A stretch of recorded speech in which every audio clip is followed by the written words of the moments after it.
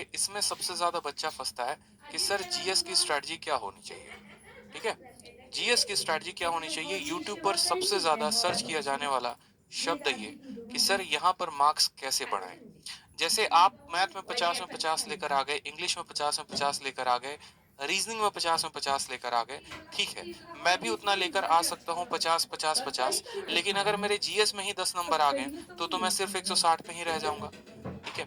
तो sir GS में हम जो है स्कोर कैसे करें, यहाँ पर इस बात को बताइए कि जीएस के लिए हमारी स्ट्रेटजी क्या होनी चाहिए। बहुत ज्यादा बच्चों का डिमांड रहता है, पिछली वीडियो में बच्चों ने बहुत कमेंट किया, ठीक है। तो इस बारे में हम समझते हैं कि जीएस की स्ट्रेटजी क्या होगी। देखो, आपको जीएस को अपने पेपर के लिए 3 पार्ट्स में तोड़ना है, आप समझेंगे यहाँ पे। और 3 पार्ट से आपके सवाल पूछे जाते हैं। सबसे पहला जो पार्ट होता है ना, वो होता है मेरे भाई यहाँ पर सिलेबस। सिलेबस का मतलब क्या हो गया? सिलेबस का मतलब यहाँ पर आपके सब्जेक्ट हो गए।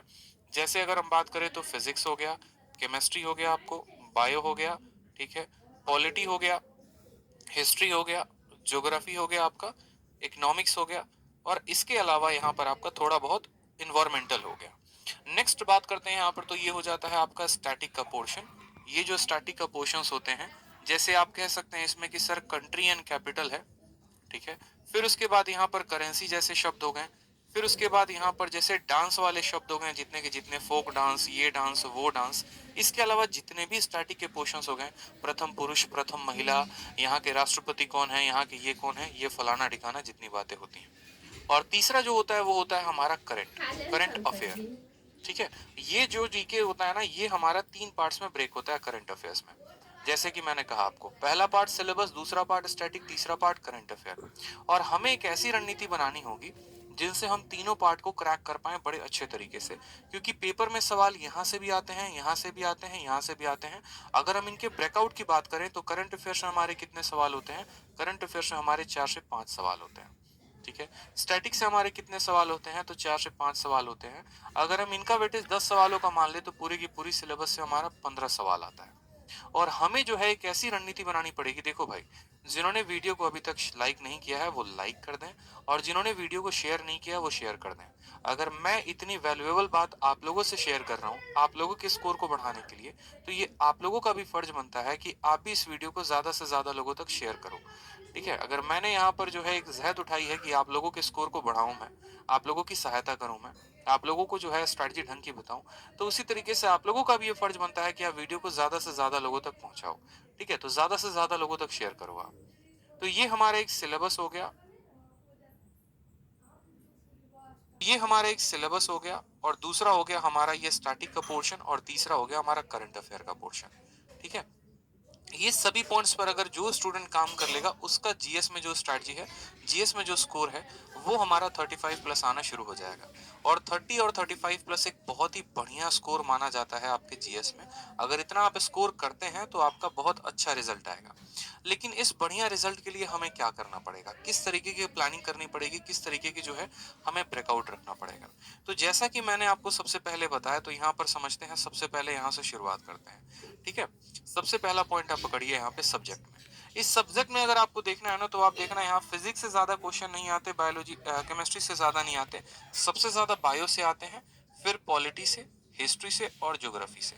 ये आपके जो है ना, ये 4 सब्जेक्ट जो है ये बहुत इंपॉर्टेंट है इन 7 सब्जेक्ट्स में। इसको जो है आप प्रॉपर तरीके से अगर रिवाइज कर लेते हैं, प्रॉपर तरीके से आप एक एक पॉइंट पढ़ लेते हैं, तो आपको परेशानी नहीं होगी। फिर बच्चा बोलेगा कि सर इसको पढ़े तो कहाँ से पढ़े, ठीक है। क्या कोई किताब को रेफर करें, क्या कोई यूट्यूब चैनल को रेफर करें, कैसे पढ़ें? तो देखो, हमारे चैनल पर ऑलरेडी क्लासेस चल रही है, आप उससे रेफरेंस ले सकते हैं। इसके अलावा जो है, अगर आप किसी बुक से पढ़ना चाहते हैं तो आप किसी बुक से पढ़ सकते हैं। लेकिन बुक में जो सबसे बेस्ट होगा मेरे हिसाब से वो रहेगा लूसेंट। अगर आप लूसेंट पढ़ते हैं, ठीक है, या हिंदी वाले स्टूडेंट अगर आप घटना चक्र पढ़ते हैं, तो आप वहां से भी सवालों को बढ़िया तरीके से कंसेप्ट को समझ सकते हैं। कभी भी जीएस को पढ़ने की जो स्ट्रैटेजी होती है वो इस तरीके से होती है कि पहले आप सब्जेक्टिव को पढ़िए और फिर उसके बाद आप उसके ऑब्जेक्टिव को लगाइए। जैसे मानिए कि सबसे पहले आपने दिल्ली सल्तनत पढ़ा, तो आप दिल्ली सल्तनत को पढ़ लीजिए, और उसके बाद दिल्ली सल्तनत पर आधारित जितने भी प्रश्न आपके लूसेंट के ऑब्जेक्टिव में है, पहले आप उसको लगाइए। इससे क्या होगा कि आपका जो लेवल है वो इंक्रीज होगा, आपको जो चीजें हैं क्रम अनुसार याद होती चले जाएंगे, और आपका फिक्स रहेगा कि हाँ यार, जब मेरे सामने 4 ऑप्शंस आते हैं तो उसमें मुझे सही ऑप्शन किस तरीके से टिक करना है। तो इन बातों पर सबसे ज्यादा फोकस करिए। नेक्स्ट बात आता है स्टैटिक में। स्टैटिक के लिए देखो अलग अलग तरीके से काम किया जा सकता है। स्टैटिक में कोई बच्चा बोलता है कि सर हमको ट्रिक से याद होता है, जैसे मानो कि पहाड़ हो गए, पर्वत हो गए, आपके दर्रे हो गए, ठीक है। इनको कोई बच्चा कहता है कि सर हमको ट्रिक से याद करना है, जैसे जितने ताल वाले हो गए, जिस शब्द के आगे ताल लगा होता है वो कहाँ पर होता है, सारे के सारे उत्तराखंड में हो गए, भीमताल, ठीक है, नैनीताल, इस तरीके से करके, तो ये सारे के सारे मेरे भाई कहाँ पर हो गए, उत्तराखंड में। तो आपने जैसे ट्रिक से याद कर लिया। नहीं तो आप ऐसा कर सकते हो कि आप ट्रिक से, यूट्यूब चैनल में आपको एक बता रहा हूँ, वहां से भी आप फॉलो कर सकते हो, क्रेजी जीके ट्रिक्स करके। क्रेजी जीके ट्रिक्स करके जो है, आप इस अगर चैनल को फॉलो करते हो, यहाँ पर मैं इनको जानता नहीं कौन है ये, हाँ, लेकिन इनके कुछ वीडियोस मैंने देखे हैं जो मुझे अच्छे लगे हैं, जहां से आप भी फायदा उठा सकते हैं, और स्टैटिक के लिए इन्होंने बहुत बेहतर तरीके से काम किया हुआ है। तो स्टैटिक का पोर्शन आप यहाँ से कंप्लीट कर लीजिए, साथ में लूसेंट का जो मिसलेनियस है, उस लूसेंट के मिसलेनियस को जरूर खत्म कर लीजिए मेरे भाई, ठीक है। लूसेंट का जो मिसलेनियस है ना, उनको भी आप जरूर खत्म कर लो। मिसलेनियस में जैसे आपका हो गया कंट्री कैपिटल है, इसके अलावा जो है एक एक पार्क है, वाइल्ड लाइफ सेंचुरीज हैं, इसके अलावा जो है कौन सा पार्क, जैसे सिमलीपाल हो गया, सिमलीपाल कहाँ है, तो उड़ीसा में है। जैसे डांस के बारे में हो गया कि जो राउफ डांस है वो कहाँ का है, तो कश्मीर का है। जो तमाशा है वो कहाँ का है, तो महाराष्ट्र का है।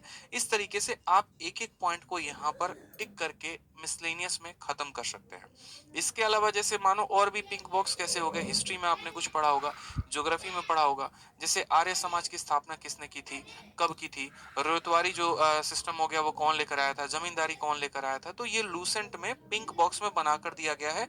ये आपके ऐसे होते हैं जिनको अगर आप कवर अप कर लेते हैं अच्छे तरीके से, तो आपका स्टार्टिंग में एक भी सवाल नहीं छूटेगा।